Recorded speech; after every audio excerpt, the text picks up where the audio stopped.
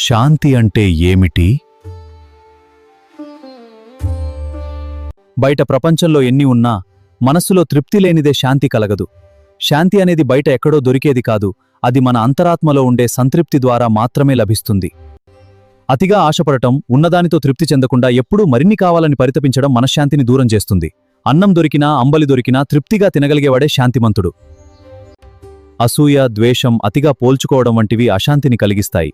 నాకు ఇది చాలు, దేవుడు ప్రక్రియ ఇచ్చిన దానితో నేను సంతోషంగా ఉన్నాను అనే భావన మనస్సును నిర్మలంగా ఉంచుతుంది. సంతృప్తి అనేది బాహ్య విషయాల నుండి మనల్ని మనం ఉపసంహరించుకోవడానికి సహాయపడుతుంది. తన దగ్గర ఉన్నదాని విలువను గుర్తించి కృతజ్ఞతతో ఉండటమే నిజమైన శాంతి. సంతృప్తి లేని చోట శాంతి ఉండదు. ఏ మనిషి అయితే తాను పొందినదానిలో ఆనందాన్ని వెతుకుంటాడో అతడే నిజమైన శాంతిని అనుచగలడు. బయట ఎంత సంపాదించినా లోపల తృప్తి ఉంటేనే అది అసలైన శాంతి. కోరిక అంటే ఏమిటి?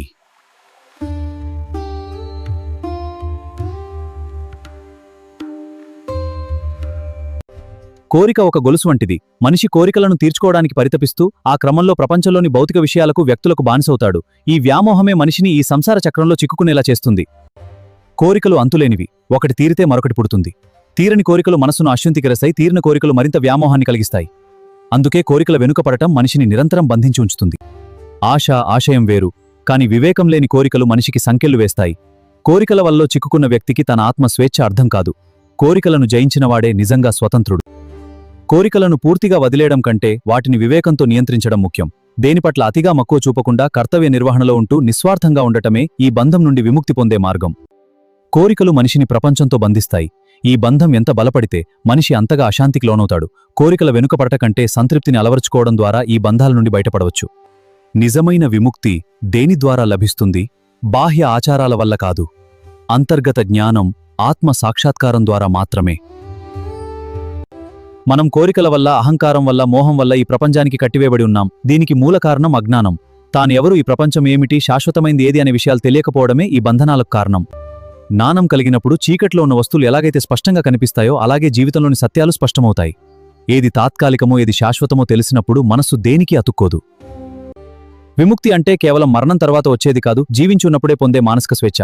నేను కేవలం ఈ శరీరాన్ని మాత్రమే కాదు, నేను ఒక శాశ్వత చైతన్య స్వరూపాన్ని అని గుర్తించడమే జ్ఞానం. అదే నిజమైన విముక్తి. జ్ఞాని అంటే ప్రపంచాన్ని వదిలి వెళ్ళినవాడు కాదు, ప్రపంచంలో ఉంటూనే దేనికి బానిస కానివాడు. సత్యాన్ని తెలుసుకున్నవాడికి భయం ఉండదు, ఆశ ఉండదు. కాబట్టి అతను అన్ని బంధాల నుండి విముక్తుడవుతాడు. జ్ఞానం అంటే పుస్తక పరిజ్ఞానం మాత్రమే కాదు, అది జీవితపు సారాన్ని అర్థం చేసుకునే వివేకం. అజ్ఞానం అనే సంకెళ్లను తెంచుకుని ఆత్మ స్వేచ్ఛను అనుభవించడమే విముక్తి. నిజమైన సుఖం అంటే ఏమిటి?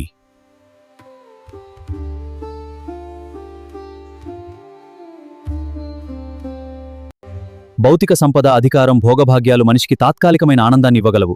కాని అవి ఎప్పుడూ ఒకేలా ఉండవు. అవి కోల్పోయినప్పుడు దుఃఖం తప్పదు. కాని అంతరశాంతి అనేది బయటి పరిస్థితులపై ఆధారపడి ఉండదు. ఆనందం అనేది ఒక వస్తువులో లేదు, అది మన మనస్సును మనం ఎలా ఉంచుకుంటామనే దానిపైనే ఆధారపడి ఉంటుంది. మనస్సు నిర్మలంగా, స్థిరంగా ఉన్నప్పుడు కలిగే ఆ ప్రశాంతతే నిజమైన సుఖం. ఎవరికైతే మనస్సులో తృప్తి ఉంటుందో వారు ప్రపంచంలో ఏ స్థితిలో ఉన్నా సుఖంగా ఉంటారు. దీనినే స్థితప్రజ్ఞత అంటారు. బయట ఎన్నొడుదుడుకులున్నా లోపల ప్రశాంతంగా ఉండటమే నిజమైన విజయం. వివేకం కలిగినవాడు ఈ ప్రపంచం యొక్క అశాశ్వతత్వాన్ని అర్థం చేసుకుంటాడు. కాబట్టి అతను ఎనికోసం పరితపించడు. కోరికల తాకిడ్లేని మనస్సు ఎల్లప్పుడూ అంతరశాంతితో సుఖంగా ఉంటుంది. నిజమైన సుఖం అనేది ఎక్కడో బయట వెతుకునేది కాదు, అది మన మనస్సులో నిశ్శబ్దాన్ని, సంతృప్తిని అలవర్చుకోవడం ద్వారా పొందే ఒక అమూల్యమైన స్థితి. అంతరశాంతి ఉన్నవాడే లోకంలో అత్యంత భాగ్యవంతుడు. నిజమైన దుఃఖం అంటే ఏమిటి?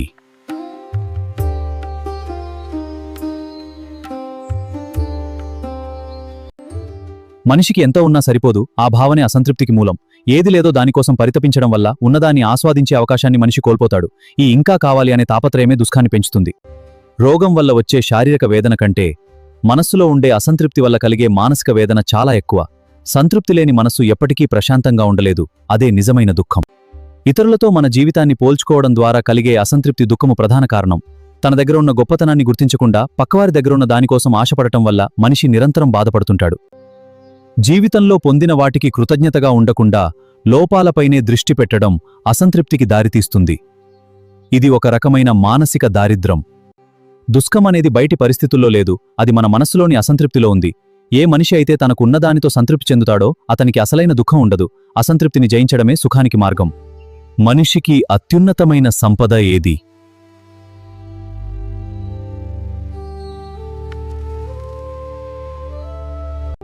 భూమి, బంగారం, డబ్బు వంటి భౌతిక సంపదలు ఏవైనా దొంగిలించబడవచ్చు, కాని జ్ఞానమనేది మనిషి మేధస్సులో నిక్షిప్తమై ఉంటుంది. దీనిని ఎవరూ హరించలేరు. ఆపదలు వచ్చినప్పుడు సంపద అయిపోవచ్చు లేదా సహాయపడకపోవచ్చు, కాని జ్ఞానం మనిషికి క్లిష్ట సమయాల్లో సరైన నిర్ణయాలు తీసుకునే శక్తిని, ధైర్యాన్ని ఇస్తుంది. సాధారణ సంపద ఇతరులకు ఇస్తే తగ్గిపోతుంది, కాని జ్ఞానం ఇతరులతో పంచుకోవడం వల్ల అది రెట్టింపవుతుంది. ఇది నిరంతరం వృద్ధి చెందే ఏకైక సంపద. జ్ఞానమనేది చీకట్లో వెలుగు వంటిది. జీవితమంటే ఏమిటి, మనమెందుకు బ్రతుకుతున్నాం, సత్యం ఏది అనే మౌలిక ప్రశ్నలకు సమాధానం వెతుక్కోవడానికి జ్ఞానమే మార్గదర్శకం. జ్ఞానమనేది సంపాదించగలిగే వాటిలో అత్యంత విలువైనది. ఇది కేవలం సమాచారం మాత్రమే కాదు, అనుభవం మరియు వివేకంతో కూడిన అవగాహన. లక్ష్మీదేవి అదృష్టాన్నిస్తే సరస్వతీదేవి జీవితానికి అర్థాన్ని, శాశ్వతమైన గౌరవాన్ని ఇస్తుంది. జీవితంలో జరిగే అత్యంత పెద్ద నష్టం ఏమిటి?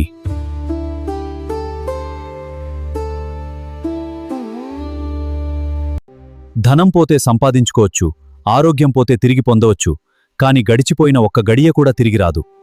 మనిషికి లభించిన అతి పరిమితమైన వనరు సమయం. సమయం అనేది ప్రతి పనికి ఆధారం. మనం ఏ అద్భుతాలు చేయాలన్నా, ఏదైనా సాధించాలన్నా సమయం కావాలి. సమయాన్ని వృథా చేయడం అంటే మనం సాధించాల్సిన అవకాశాలను మన చేతులతోనే మనం నాశనం చేసుకోవడమే. ప్రతి క్షణం గడుస్తున్న కొద్దీ మన జీవితకాలం తగ్గిపోతూ ఉంటుంది. మనం చేస్తున్న పనుల ద్వారా జీవితాన్ని సార్థకం చేసుకోకపోతే ఆ సమయం వృధాగా పోవడమనేది ఒక పెద్ద నష్టమే. మనిషి తన సమయాన్ని వ్యసనాలకు, అనవసరమైన ఆలోచనలకు లేదా అశ్రద్ధకు కేటాయిస్తే అది చివరికి పశ్చాత్తాపానికి దారితీస్తుంది. కాలం విలువ తెలిసినవాడు ఏ క్షణాన్ని వృథా చేయడు. సమయం అనేది డబ్బు కంటే విలువైనది. సంపదను పోగొట్టుకుంటే తిరిగి వస్తుంది, కాని గడిచిన కాలం ఎప్పటికీ తిరిగిరాదు. కాబట్టి సమయాన్ని సద్వినియోగం చేసుకోవడమే జీవితంలోని అతిపెద్ద బాధ్యత. జీవితంలో పొందగలిగే అత్యంత గొప్ప లాభం ఏమిటి? దీనికి జవాబు చెప్పగలవా? భౌతిక లాభాలు, ధనం, వస్తువులు ఒక సమయానికి ముగిసిపోవచ్చు లేదా తరిగిపోవచ్చు. కాని జ్ఞానం సంపాదించిన తర్వాత అది మన వ్యక్తిత్వంలో ఒక భాగంగా మారి జీవితాంతం మనకు తోడుంటుంది. జ్ఞానం మనిషికి మంచి చెడ్ల మధ్య తేడాను, ధర్మ అధర్మాల మధ్య విచక్షణనిస్తుంది. సరైన సమయంలో సరైన నిర్ణయం తీసుకోవడానికి అవసరమైన స్పష్టతను జ్ఞానమే ప్రసాదిస్తుంది. అజ్ఞానం వల్ల కలిగే భయం, అయోమయం జ్ఞానం వల్ల తొలగిపోతాయి. మనిషి తన సామర్థ్యాలను, పరిమితులను తెలుసుకుని నిశ్చలమైన ఆత్మవిశ్వాసంతో ముందుకు సాగడానికి జ్ఞానమే కారణం. బాహ్య ప్రపంచంలో పొందే లాభాలు తాత్కాలిక సంతోషాన్ని ఇస్తాయి, కాని జ్ఞానం ద్వారా పొందే అవగాహన శాశ్వతమైన ప్రశాంతతను మరియు సంతృప్తిని ఇస్తుంది. జ్ఞానం అనేది పెట్టుబడి పెట్టాల్సిన సంపద కాదు, మనలో మనం నింపుకోవాల్సిన వెలుగు. ప్రపంచం దృష్టిలో సంపద ఉండటం గొప్ప లాభం కావచ్చు, కాని ధర్మశాస్త్రం ప్రకారం ప్రపంచాన్ని యూసేట్ మార్చే జ్ఞానమే మనిషి పొందే అత్యంత గొప్ప లాభం. మనిషికి నిజమైన మిత్రుడు ఎవరు?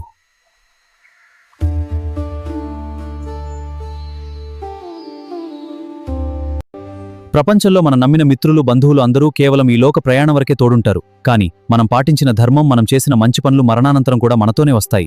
అందుకే అది నిజమైన మిత్రుడు. మనం సంక్షోభంలో ఉన్నప్పుడు, మనకు దిక్కుతోచని స్థితిలో ఉన్నప్పుడు మనకు తోడుగా నిలిచి తప్పుదారి పట్టకుండా సత్యమార్గంలో నడిపించేది ధర్మమే.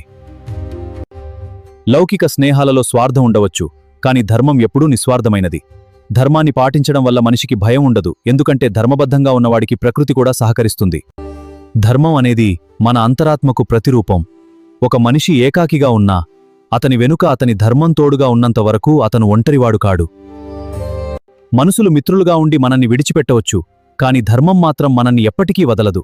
అందుకే ధర్మమే మానవ జీవితానికి అత్యంత విశ్వసనీయమైన, శాశ్వతమైన మిత్రుడు అని. మనిషికి ప్రమాదకరమైన శత్రువు ఎవరు?